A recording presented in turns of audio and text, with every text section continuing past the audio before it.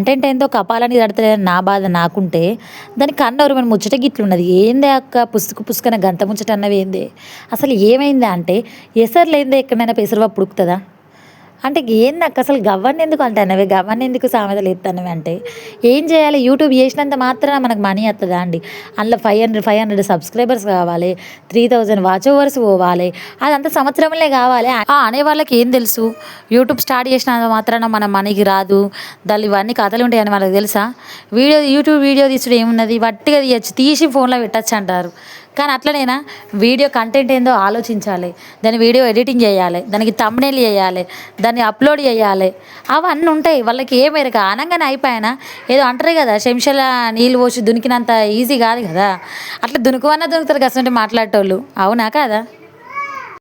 మరి గటువంటి వాళ్ళ గురించి నువ్వెందుకు ఆలోచిస్తున్నావు అక్క అంటే, వాళ్ళు చదువుకోనోళ్ళు కాదు కదా! చదువుకొని బీఈడీ చేసినోళ్ళే అట్లా మాట్లాడతారు.